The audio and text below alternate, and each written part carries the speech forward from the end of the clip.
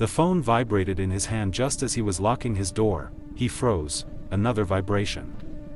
Then another. He hadn't told her he was leaving. Ethan stared at the message preview glowing on his screen. "Why are you wearing the blue hoodie today?" His breath caught. Slowly, he turned his head and scanned the empty hallway outside his apartment. The lights flickered. No footsteps. No voices. Just the hum of the elevator at the end of the corridor. His fingers trembled as he typed back, "Funny guess." 3 dots appeared instantly. "You always wear it when you're nervous." Ethan swallowed hard. He stepped back inside and slammed the door shut, locking it twice. His heart hammered so loudly he was sure someone else could hear it.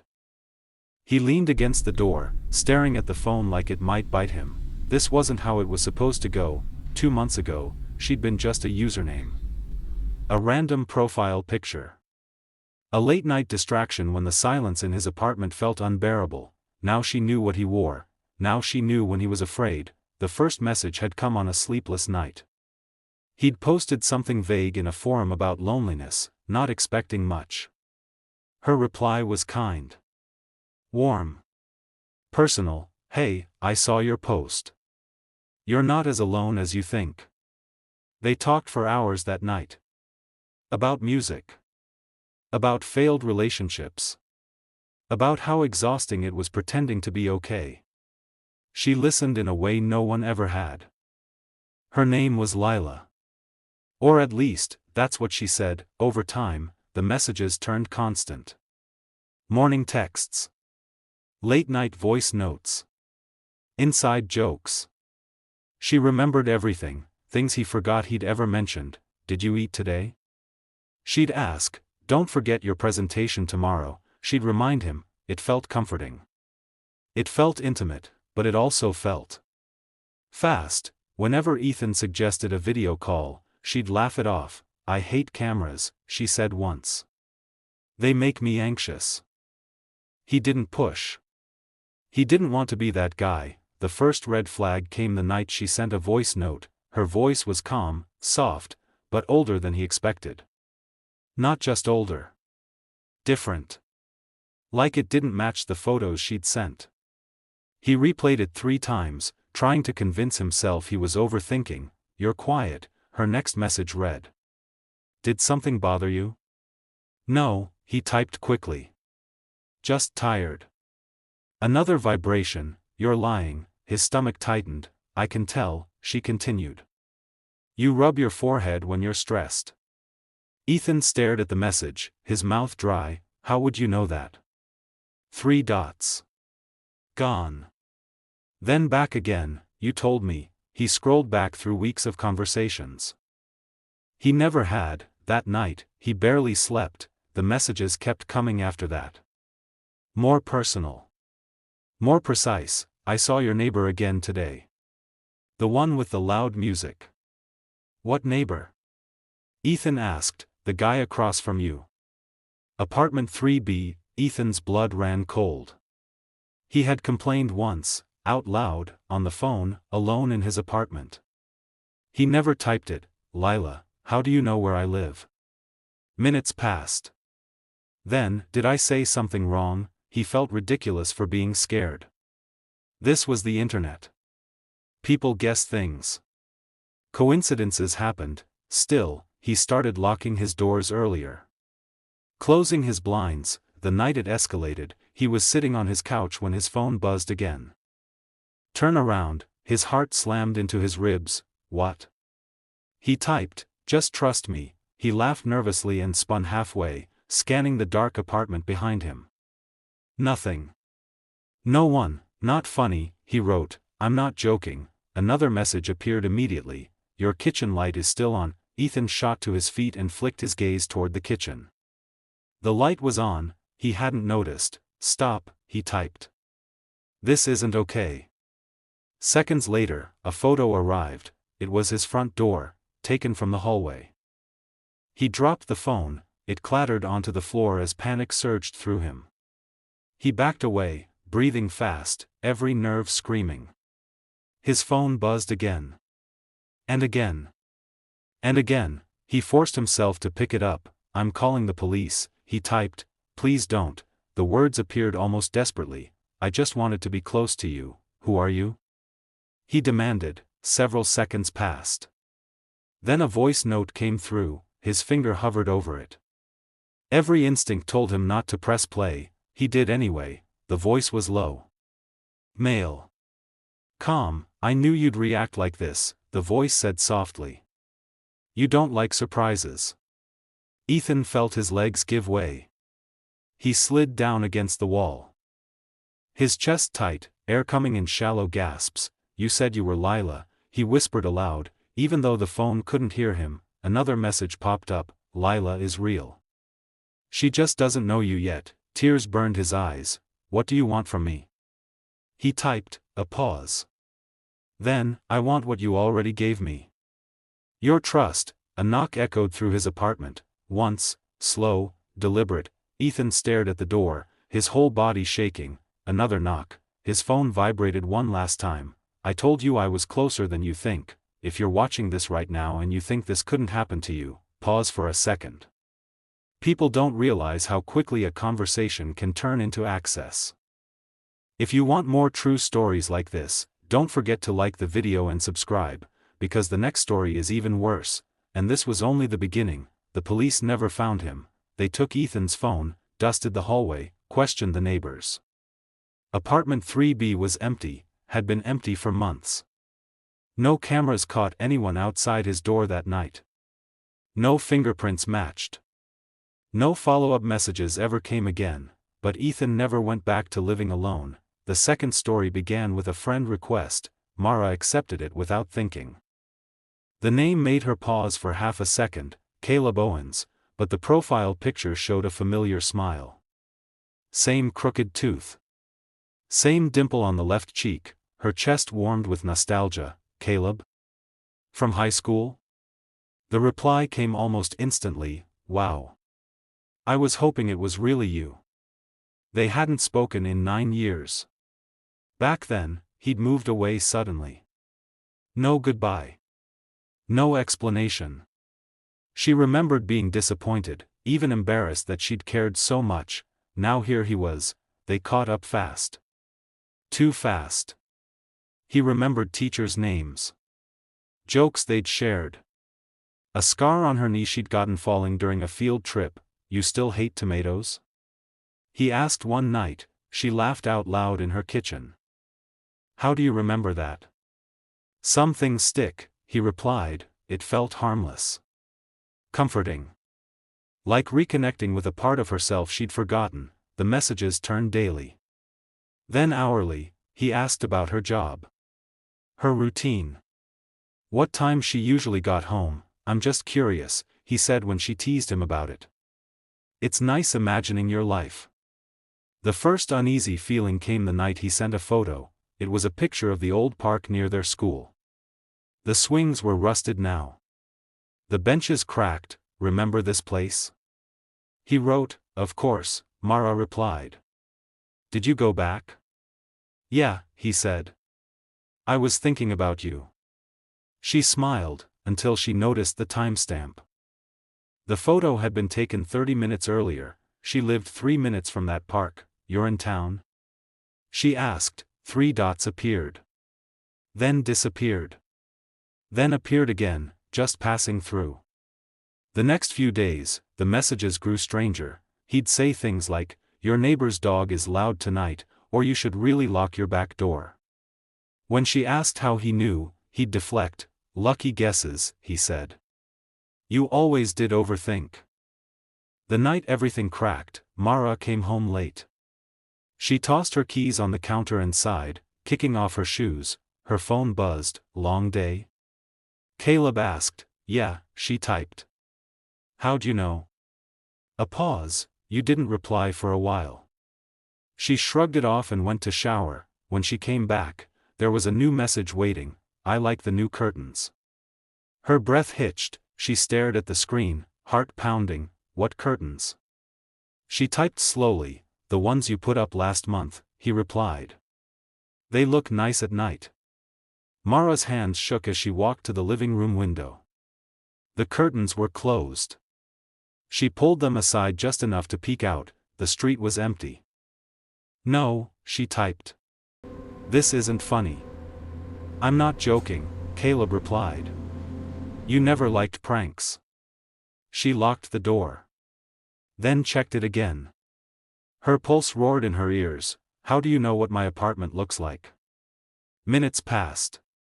The silence stretched, thick and suffocating, then her phone vibrated again, a photo loaded. It was her living room, taken from the doorway. Her knees buckled. She sank onto the couch, covering her mouth to keep from screaming. "I'm calling the police," she typed. "You can," he replied. "But what will you tell them?" Another message followed, "That someone you invited back into your life stopped by." Tears streamed down her face. "I didn't invite you." She whispered aloud. Her phone buzzed again. A live location pin appeared on the screen. It was her address. She ran to the bedroom and slammed the door shut, locking it. Her breathing came in sharp, painful bursts. "Please," she typed. "What do you want?" Several seconds passed. "I wanted to see if you were real," Caleb wrote. "Online, people lie. I needed to be sure." "You're scaring me," she typed. "I know," he replied. "You scare easily. You always have."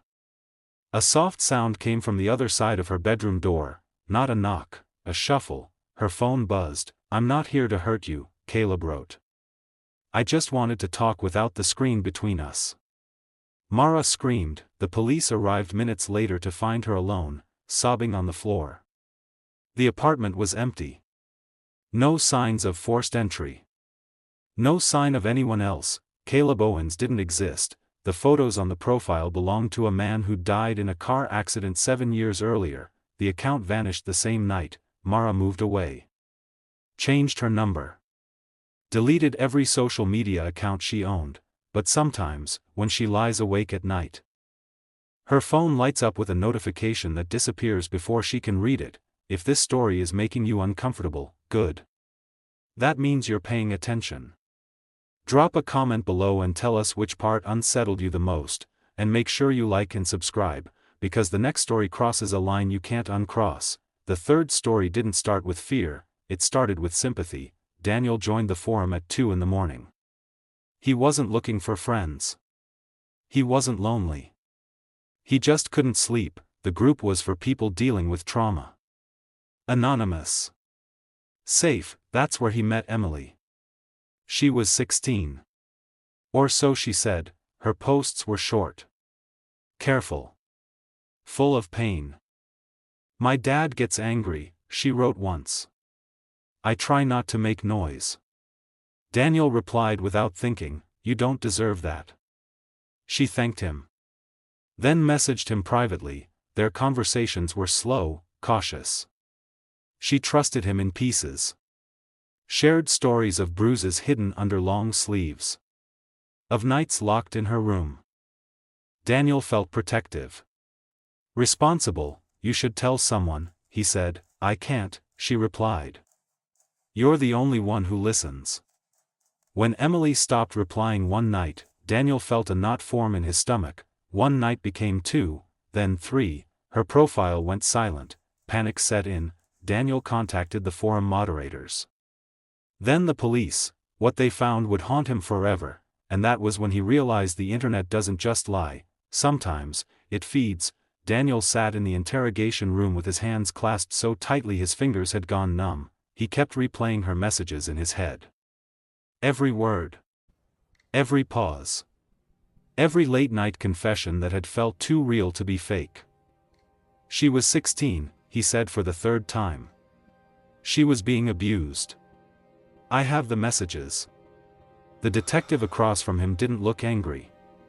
That scared Daniel more than if he had. "We know," the detective said calmly.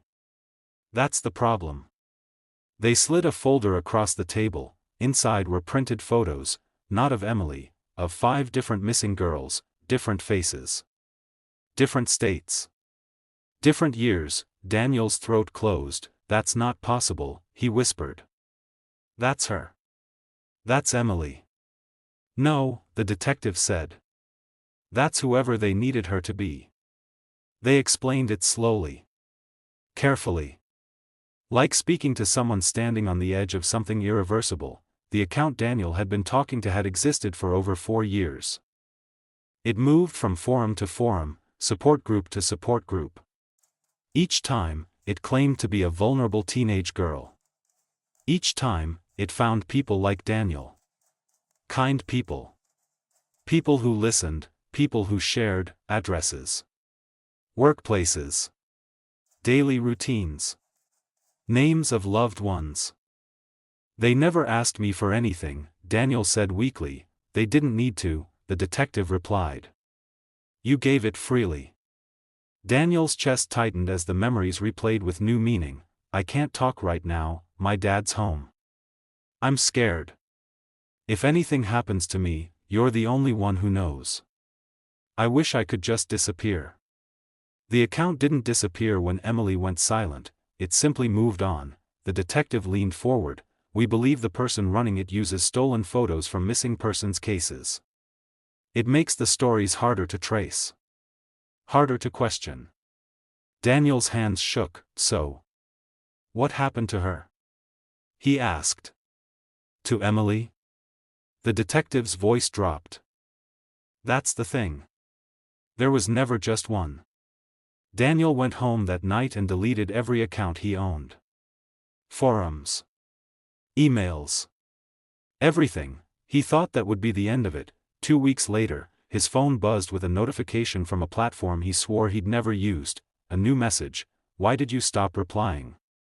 His stomach twisted. The username was unfamiliar. The profile photo showed a young girl with tear-streaked cheeks. I thought you cared, the message continued. Daniel threw the phone across the room. It shattered against the wall. He moved cities a month later, but some nights, when his phone lights up with unknown numbers, he still hears her words in his head.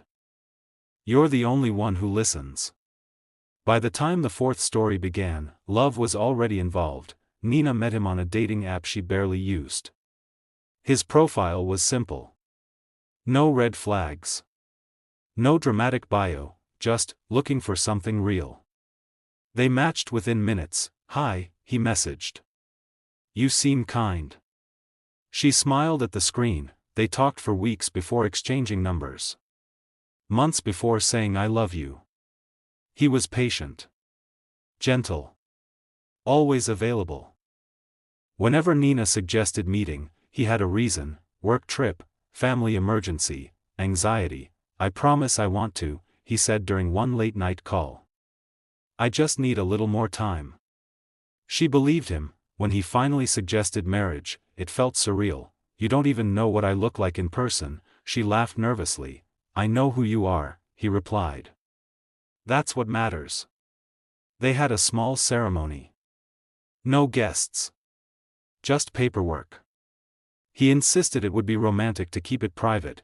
Nina ignored the tight feeling in her chest. The first night they spent together was the last night she felt safe. He didn't look like his photos. He was older. Colder. His voice sharper.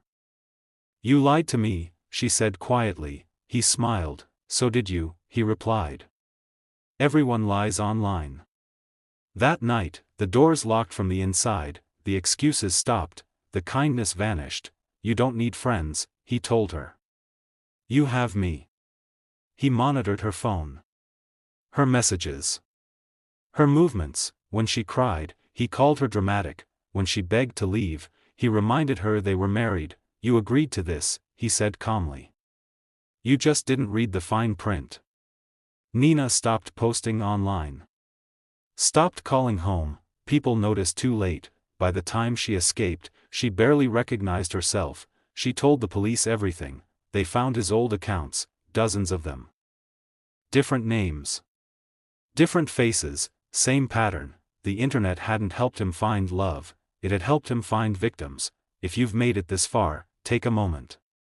Like this video. Subscribe. Share it with someone you care about. Because the final minutes of this story will change the way you look at every message you've ever received. Nina escaped on a Tuesday morning, not because the door was unlocked. Not. Stopped watching her every second. He believed ownership meant permanence. That morning, he went to shower and left the room key hanging on the hook by the door. Nina stared at it for a long time, her heart beating so hard it made her dizzy. She didn't pack. She didn't grab her shoes, she ran, barefoot down the hallway. Down the stairs. Out into the street.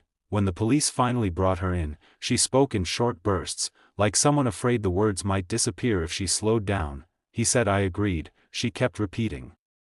He said being married meant I belonged to him. The officers exchanged looks they'd shared before. They'd heard this story. When they searched his digital history, it unfolded like a nightmare with no ending. Dating apps. Support forums. Social media platforms that no longer existed. Accounts going back over a decade, each one tailored, each one patient, each one convincing. He didn't catfish for money, he catfished for control. Nina survived. But the part of her that trusted easily didn't. She still jumps when her phone buzzes unexpectedly. Still checks profiles twice. Still wonders how many of the people she once spoke to were never real, and she's not alone, because the scariest part of catfishing isn't the lie, it's the time, the weeks, the months. The slow weaving of trust until the lie becomes part of your daily life. Until the person on the other side of the screen knows your fears better than anyone you've ever met. Ethan still flinches when his phone vibrates, Mara still sleeps with her lights on, Daniel still avoids online spaces where people ask for help, Nina still avoids mirrors that remind her of who she used to be. 4 stories, 4 different people, same beginning, a message, a reply, a connection that felt safe. If you're watching this and thinking, I'd never fall for that, remember, none of them thought they would either. They were careful, they were smart, they were human. The internet doesn't need you to be reckless, it just needs you to be open. The next time a stranger seems to know you a little too well. The next time someone avoids showing their face but demands your trust. The next time a message feels personal in a way it shouldn't, pause, because the most dangerous catfish aren't hiding behind fake photos, they're hiding behind patience. If this story kept you watching until the end, take a second to like this video, it helps more than you think. Subscribe for more true horror stories that prove real life is often more terrifying than fiction. And comment below, which story disturbed you the most. Just remember, the screen between you and them isn't a wall, it's an invitation, and sometimes, they're already closer than you think.